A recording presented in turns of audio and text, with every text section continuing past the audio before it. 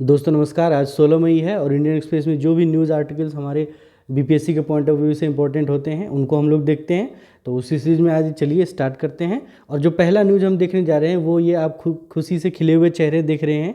ये 10 साल से शरणार्थी की तरह भारत में रह रहे थे और ये कुछ शुरुआती उन लोगों में से हैं जिनको CAA के तहत नागरिकता दे दी गई है। ठीक है, यानी कि जो पिछले महीने जो नोटिफिकेशन जारी हुआ था, मतलब उसके बाद पहली बार ये 14 लोग हैं टोटल जिनको कि सिटीजन सर्टिफिकेट दे दिया गया है।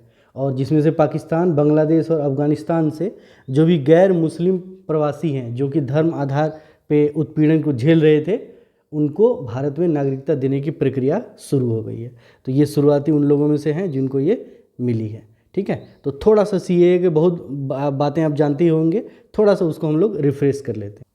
तो जिन लोगों को अभी नागरिकता मिली है वो सारे लोग पाकिस्तान के सिंध प्रांत में रह रहे थे और जो धर्म आधार पर जो उत्पीड़न था उनका, उसकी वजह से वो छोड़कर यहाँ रहने के लिए मजबूर हुए थे। और दिल्ली में ये मजनू के टीला के इलाके में रहते थे और आजीविका के लिए छोटा मोटा बिजनेस करते थे। ठीक है, चलिए।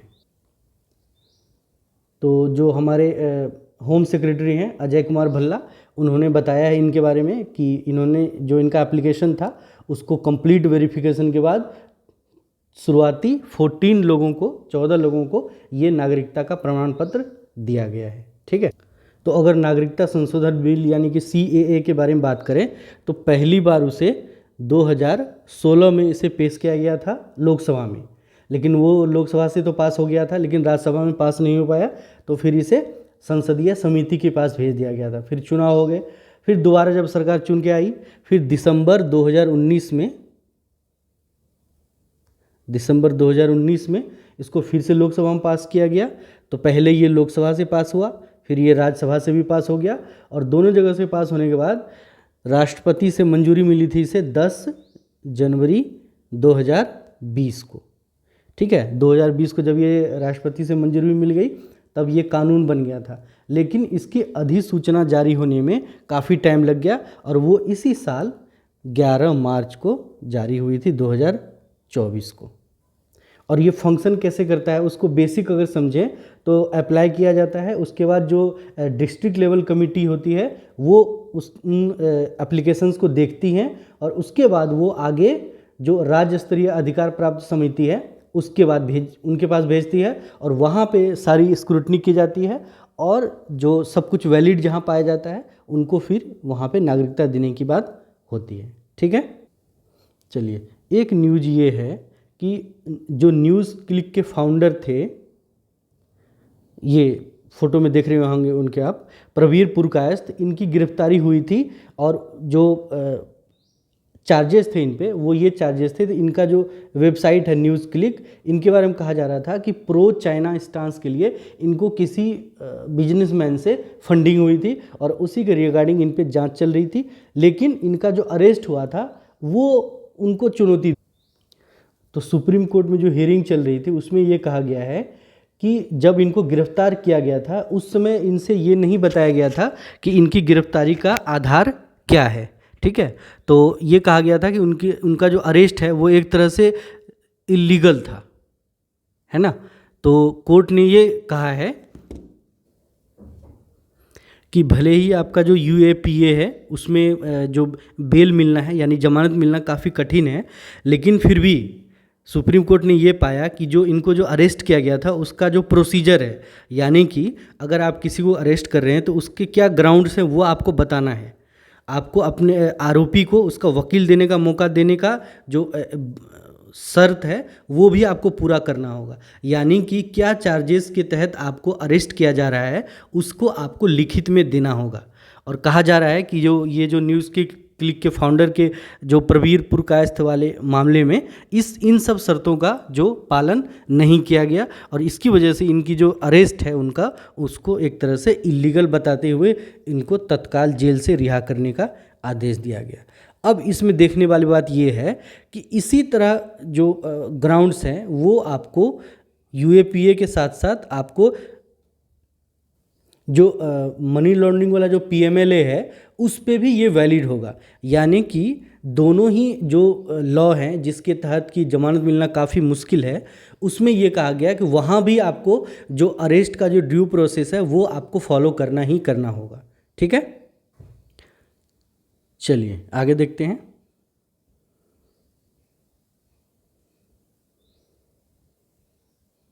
यही वो मंत्री जी हैं जिनके पीएस के नौकर के घर से करोड़ों करोड़ों रुपए मिले थे। अब कह रहे हैं कि काफ़ी पूछताछ के बाद इनको अरेस्ट कर लिया गया है। कमाल है, इस देश में जहाँ इतने सारे लोग भूखे सोने के लिए विवश है, वहाँ किसी के घर से इतने इतने कैसेस बरामद हो रहे हैं। ठीक है, चलिए अगला न्यूज़ है, एक निधन हुआ है कमला बेनीवाल का।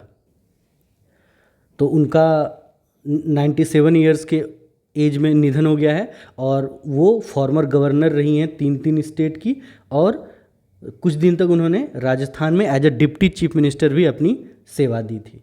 ठीक है, चलिए आगे बढ़ते हैं। अगली न्यूज़ है वो भी राजस्थान से ही रिलेटेड है। इसमें देखेंगे कि कुछ दिन पहले तो राजस्थान में अभी सुप्रीम कोर्ट ने जो अथॉरिटीज़ को एक अभी आदेश पारित किया है, उसमें ये कहा है कि किसी भी क्रिटिकल टाइगर हैबिटेट के 1 किलोमीटर के रेडियस के अंदर किसी भी तरह की माइनिंग एक्टिविटी नहीं की जाएगी। और ये जो फैसला आया है वो एक पिछले फैसले का एक तरह से एक्सटेंशन माना जा रहा है, जिसमें कि इसी टाइम यानी कि अप्रैल 26, 2023 में कोर्ट ने ये फैसला दिया था कि 1 किलोमीटर के रेडियस में कोई भी आपको नेशनल पार्क है या वाइल्ड लाइफ सेंचुरी है, उसके 1 किलोमीटर के रेडियस में किसी भी तरह की माइनिंग एक्टिविटीज़ को कंडक्ट नहीं कराई जा सकती। लेकिन चूंकि इसमें क्लियर डेफिनेशन नहीं था किसी भी तरह के क्रिटिकल टाइगर रिजर्व हैबिटेट के, तो फिर कुछ लोगों ने इसके खिलाफ पिटीशन डाली थी और एक तरह से क्लैरिफिकेशन की उनकी इच्छा थी। तो उसी पे ये फैसला सुप्रीम कोर्ट का आया है। और जो पिटिशनर थे उनका ये कहना था कि स्पेशली जो सरिस्का वाइल्ड लाइफ सेंचुरी है उसके डिमार्केशन इस तरह से कर दिया गया है कि जो उनका बाउंड्री है, जो क्रिटिकल टाइगर हैबिटेट का बाउंड्री है, वो बढ़कर जो बफर जोन की जो आउटर बाउंड्री है उससे जाके मर्ज करी गई है। और जिससे कि एक बफर जोन जो बनाया जाता है इस तरह के रिजर्व्स के लिए, सेंसिटिव जोन्स के लिए, वो एक तरह से क्लियर नहीं है बफर जोन। ठीक है, तो अब थोड़ा बफर जोन की अगर बात करें तो जो प्रोटेक्टेड एरियाज़ बनाए जाते हैं वहाँ पर एक बफर जोन बनाया जाता है। वो इसलिए कि उसके लिए थोड़े बहुत रूल रेगुलेशन में ढील दी जाती है और उसको ज़्यादा टूरिस्ट फ्रेंडली बनाने पर जोर रहता है। यानी कि एक सर्टेन लिमिटेशन में आप वहाँ ह्यूमन एक्टिविटीज़ कैरी कर सकते हैं और बेसिकली वो एजुकेशनल और रिसर्च पर्पसेस के लिए होना चाहिए। ठीक, और जो इकोसिस्टम में कुछ भी किसी भी तरह का जो डैमेज आता है उसके रिस्टोरेशन के रिलेटेड अगर कोई वर्क है उसको आप कंडक्ट कर सकते हैं। ठीक है, तो एक तरह से जो बफर जोन है वो एरिया, वो आपका जो कोर एरिया है उसके एडजॉइनिंग में जो सराउंडिंग्स है उसको कहा जाता है बफर जोन। और वहाँ पे आपको थोड़े बहुत जो एक्टिविटीज़ है वहाँ पे ह्यूमन के लिए जो लैंड है और जो वाटर रिसोर्स है उसको आप कुछ हद तक आप यूज कर सकते हैं, इको टूरिज़्म के लिए, रिक्रिएशन के लिए, सस्टेनेबल एग्रीकल्चर के लिए, फॉरेस्ट्री के लिए और थोड़े बहुत छोटे अलग रूल्स के लिए भी, मतलब यूजेस के लिए आप उस एरिया के बफर जोन जो बनाया जाता है उसको यूज कर सकते हैं। आपके लिए एक क्वेश्चन ये है, ये जो सरिस्का वाइल्ड लाइफ सेंचुरी है वो राजस्थान में तो है, लेकिन राजस्थान के किस ज़िले में है ये आप बताएंगे कमेंट सेक्शन में। ठीक है, चलिए अगला न्यूज़ देखते हैं। ठीक है, तो ये जो हमने आगे न्यूज़ देखा था अभी ऊपर बात करी थी सीएए के लिए, तो इन्हीं सब कुछ लोगों, शुरुआती लोग हैं जिनको कि ये सर्टिफिकेट दिया गया है। ठीक है, चलिए आगे बढ़ते हैं।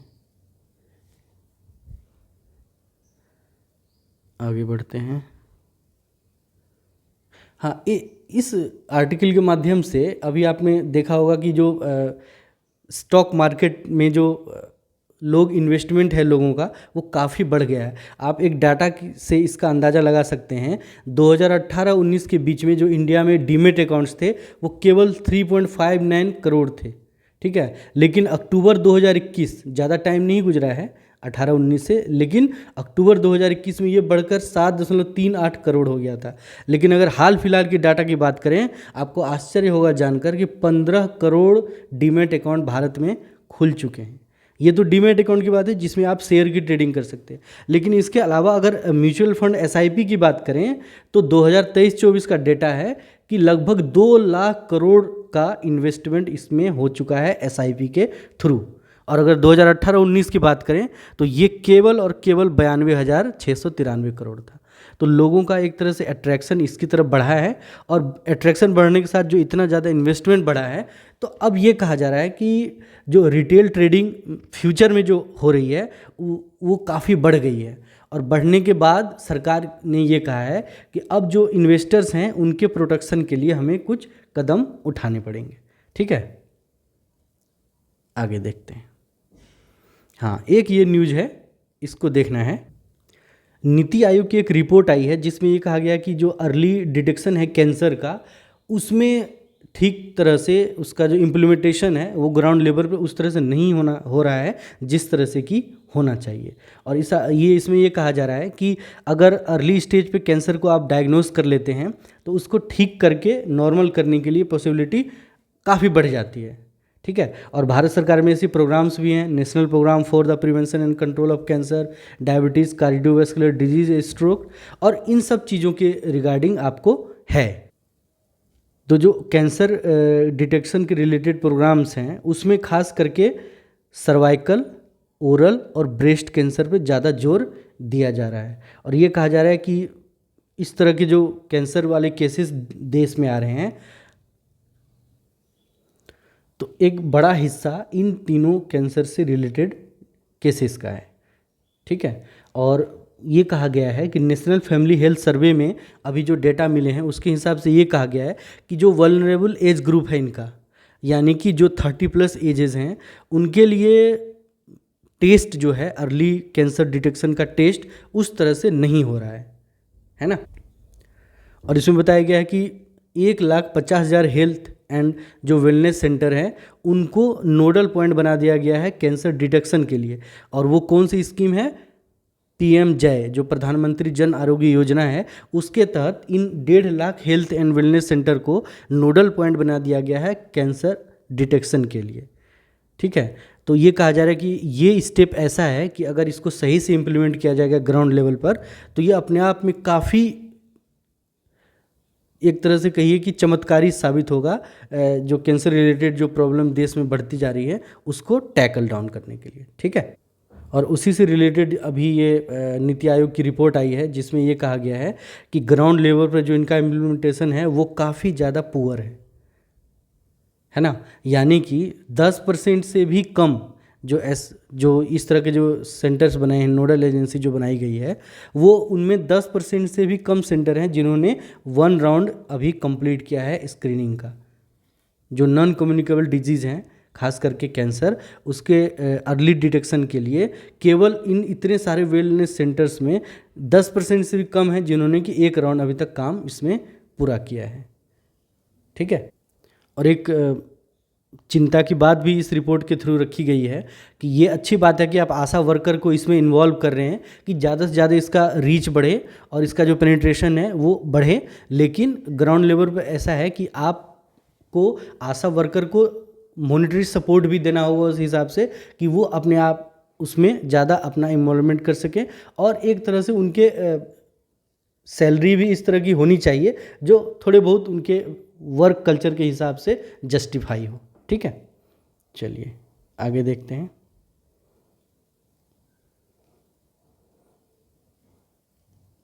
हाँ, एक न्यूज़ कल आई थी, वो काफ़ी एक तरह से कहिए कि चिंताजनक ही है कि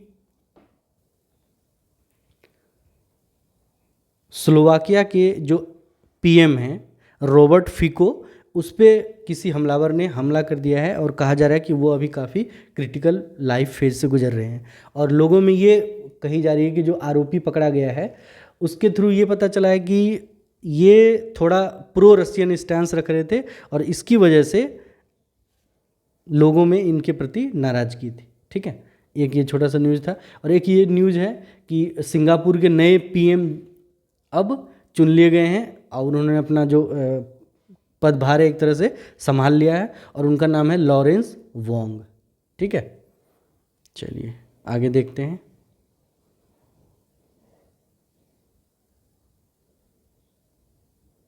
हाँ, अभी सरकार ने, आपने देखा होगा कि जो हमारे मसाले हैं, खास करके दो इम्पोर्टेंट ब्रांड जो काफ़ी जमे हुए नाम हैं, जैसे एक एमडीएच और एवरेस्ट, उनके कई सारे मसाले बहुत सारे अलग अलग देशों में उन पे वो सवालों के घेरे में आ गए हैं, है ना। तो जो खास करके जो 3-4 वैरायटी थी, जिसमें कि आपको एमडीएच की बात करें तो Madras curry powder, sambar masala, mix मसाला पाउडर और करी पाउडर मिक्स मसाला, ये सब जो हैं, और एवरेस्ट की फ़िश करी मसाला, ये सारे संदेह के घेरे में आए हैं क्योंकि जो पेस्टिसाइड कंट्रोल है, जो क्वालिटी कंट्रोल डिपार्टमेंट है वहाँ की, उन्होंने ये पाया है कि इथिलीन ऑक्साइड के उसमें रेसिड्यू पाए गए हैं जो कि परमिसेबल लिमिट से काफ़ी आगे बढ़े हुए थे। तो अब सरकार ने ये कदम उठाया है कि जो भी मसाले जाएंगे, खास करके सिंगापुर और हांगकांग, है ना, उसमें एथिलीन ऑक्साइड रेसिड्यू का आपको टेस्टिंग आपको नियम से करनी होगी और उसके लिए डेडलाइन सरकार ने दी थी मई 7 की। यानी कि मई 7 के बाद जो भी आप शिपमेंट बाहर भेजने वाले हैं, आपको उसमें खास करके सिंगापुर और हांगकांग के लिए जो एथिलीन ऑक्साइड है उसके रेसिड्यू का जो अमाउंट, कितना किस हद तक आप उसमें यूज़ कर रहे हैं, उसकी टेस्टिंग आपको करनी होगी। अब तो थोड़ी बात करते हैं एथिलीन ऑक्साइड की। तो एथिलीन ऑक्साइड एक तरह से कलरलेस और फ्लेमेबल गैस है और जिसका यूज जो है ना वो जनरली एग्रीकल्चर में, हेल्थ केयर में और फूड प्रोसेसिंग इंडस्ट्री में किया जाता है, खास करके फ्यूमिगेंट बनाने में, जो कि एक तरह से पेस्टिसाइडल इफेक्ट होता है ना। तो जो भी स्पाइसेस हैं, जो मसाले हैं और जो भी अन्य सूखे जो फूड प्रोडक्ट्स हैं, उनमें माइक्रोबियल किसी भी तरह का पोल्यूशन या किसी भी तरह का कोई पेस्ट या कीड़ा अगर उसमें अटैक करने की कोशिश करता है तो उन्हीं सब चीज़ों से बचाने के लिए एथिलीन ऑक्साइड का हम यूज़ करते हैं। ठीक है, तो वो बैक्टीरिया को भी, फंगस को भी और जो कीड़े हैं, वॉर्म्स हैं, उनको भी वो एक तरह से प्रोटेक्ट करता है। तो लेकिन एथिलीन ऑक्साइड को बहुत सारे जो हेल्थ ऑर्गेनाइजेशंस हैं उसने उनको कार्सिनोजेन की कैटेगरी में रखा है। तो कार्सिनोजेन का मतलब ये हुआ कि उनसे कैंसर होने का चांसेस है। ठीक, और लेकिन बहुत जगह इसके ये अलाउड है, लेकिन परमिसेबल लिमिट्स में, है ना। तो अब सरकार ने भी इसकी टेस्टिंग को एक तरह से मैंडेटरी कर दिया है, खास करके सिंगापुर और जो हांगकांग जो शिपमेंट जाता है उसके लिए। ठीक, चलिए आगे देखते हैं। हाँ, यही अभी हमने इसी की बात करी थी आगे, जो न्यूज़ क्लिक वाले फाउंडर को जो अरेस्ट किया गया था, उससे किस आधार पे सुप्रीम कोर्ट ने बेल दिया है, और उसी की बात हमने वहाँ पे की थी। तो और उसमें उनको बेल देते हुए सुप्रीम कोर्ट ने ये भी जिक्र किया कि जो हमारा आर्टिकल 21A है उसमें आपको ये साफ सुथरा कहा गया है कि कोई भी person who is arrested shall be detained in custody without being informed as soon as may be of the grounds for such arrest, nor shall be denied the right to consult and to be defended by a legal practitioner of his choice. तो आपको उसके जो arrest के जो grounds हैं वो भी आपको लिखित में देने होंगे और उनका ये राइट है कि उनको एक लीगल प्रैक्टिशनर उनकी चॉइस का आपको प्रोवाइड करना होगा। और ये सारी बातें इस केस में फॉलो नहीं की गई थी।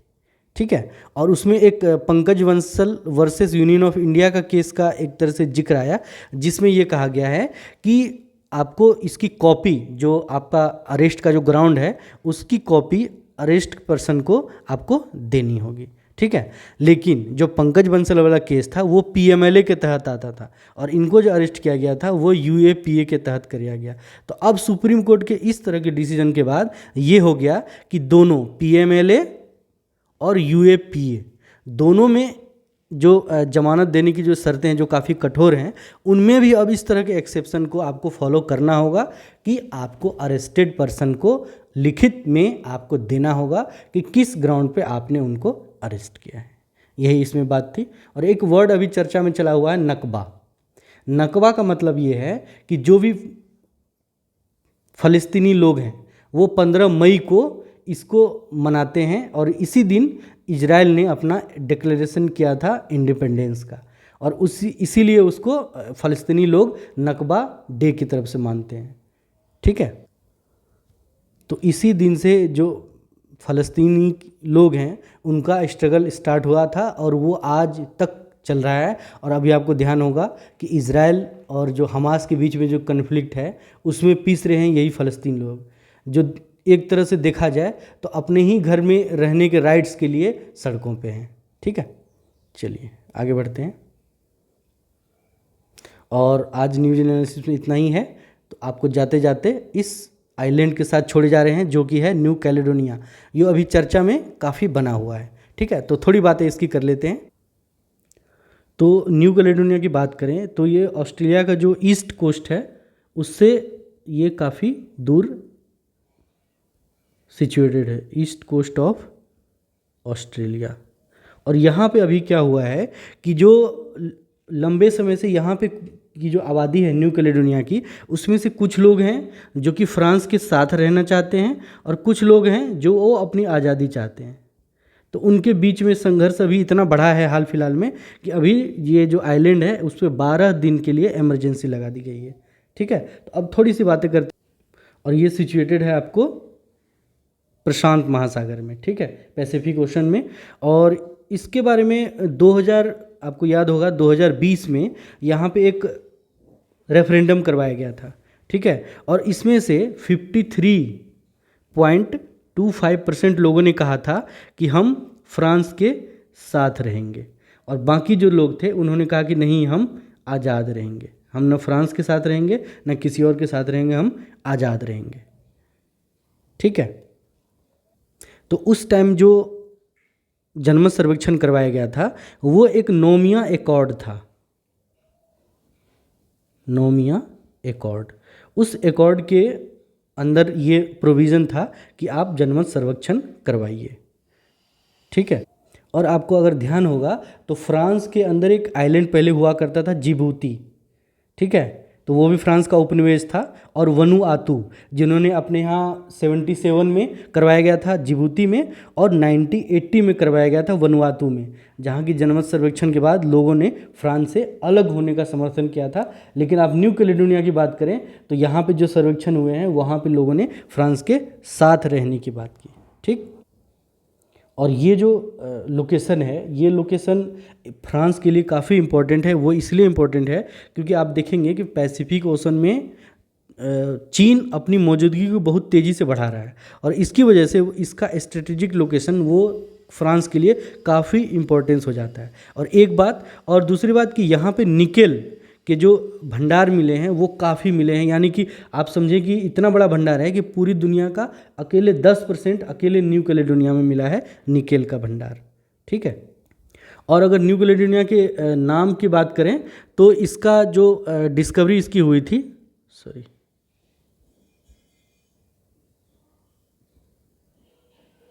1774 में खोजकर्ता थे जेम्स कुक। तो जेम्स कुक ने इसकी खोज की थी और स्कॉटलैंड का जो लैटिन नाम है कैलिडोनिया, उसी के हिसाब से इसको न्यू कैलेडोनिया नाम दिया था। ठीक है, तो इस तरह से इसका नाम। और 1853 में जो फ्रांस के जो शासक थे एम्पेरर नेपोलियन थर्ड, उन्होंने इसको अपने अंडर ले लिया था और वहाँ पे एज अ प्रिजन कॉलोनी वो न्यू कैलेडोनिया को यूज़ करते रहे थे। ठीक, और इसके जो संघर्ष यहाँ मेनली चलता है वो स्थानीय मूल के जो निवासी हैं वो कहलाते हैं कनक। ठीक है, और जो यूरोपीय मूल के लोग हैं वो, इन दोनों के बीच में हमेशा टसल देखने को मिलता है। और जो कनक हैं, जो वहाँ की स्थानीय आबादी है, वो है लगभग 39%, और जो यूरोपीय मूल के लोग हैं उनकी आबादी है 27%। और इन्हीं दोनों में अपने अधिकारों को लेकर संघर्ष चलता रहता है। ठीक है, तो और न्यू कैलेडोनिया की बात करें तो संयुक्त राष्ट्र के जो 17 नॉन सेल्फ गवर्निंग टेरिटरीज हैं उनमें से एक ये न्यू कैलेडोनिया आता है, जिसके की मतलब जो एक ज़माने में वो उपनिवेश रहे होंगे लेकिन फिर से उनके एक स्वतंत्र अस्तित्व के लेकर अभी तक कोई ठीक ठाक निर्णय नहीं लिया जा सका है। तो वो जो लोकल इस तरह के टसल्स होते हैं वहाँ पर वो चलता रहता है। तो हम जैसे हम जान चुके हैं कि ये जो कनक है और जो यूरोपियन पॉपुलेशन है उनके बीच में ये टसल चलता रहा है, और ये शुरुआत से चलता रहा है। आपको याद होगा 1878 में कनक रिवोल्ट हुआ था, और उस रिवोल्ट में जो फ्रांसीसी उपनिवेशवाद के लोग हैं और जो कनक लोग हैं उनके बीच में संघर्ष इतना बढ़ा कि बाद में फ्रांसीसी जो सिक्योरिटी फोर्सेस हैं और जो कनक सेपरेटिस्ट हैं उनके बीच में काफ़ी संघर्ष चला, और उसी को सुलझाने के लिए कई सारे एकॉर्ड्स हुए हैं। जैसे एक एकॉर्ड हुआ था मैटिगनॉन एकॉर्ड, मैटिगनॉन एकॉर्ड, और ये हुआ था आपको 1988 में, और इसी के तहत शांति की प्रयास कराई गई थी दोनों आबादी में, कनक आबादी और यूरोपीय समुदाय के बीच में। और इसमें यह कहा गया था कि जो फ्रांस का जो डायरेक्ट रूल है उसको ख़त्म किया जाएगा, और 1998 में इसके इंडिपेंडेंस के लिए आपको एक रेफरेंडम कराया जाएगा। ठीक है, अब फिर अगला एकॉर्ड हुआ था, जैसे अभी हमने बात की नोमिया एकॉर्ड की, तो 1998 में नोमिया एकॉर्ड हुआ था, और ये उसमें ये कहा गया था कि जो फेज वाइज यहाँ पर जो लोकल सेल्फ गवर्नेंस है न्यू कैलेडोनिया में, उसको फेज वाइज तरीके से हम यहाँ पे लागू करेंगे, और उसका क्या रूल्स रेगुलेशंस हैं उसके बारे में बात करेंगे। लेकिन जो इनके इंडिपेंडेंस के लिए हमने रेफरेंडम की बात की थी आपको मैटिगनन एकॉर्ड में, उसको फिर यहाँ पे एक तरह से पोस्टपोन कर दिया गया। ठीक है, अब देखना है जो करंट वहाँ क्राइसिस है अभी, जिसमें कि 12 डेज़ का इमरजेंसी लगा दिया गया है, उसको कैसे आगे वो क्या शेप लेता है और क्या किस तरह से शांति बहाल होती है, उस पर हम नज़र रखेंगे। तो आज के लिए इतना ही रखते हैं, मिलते हैं अगले वीडियो में। बहुत बहुत धन्यवाद।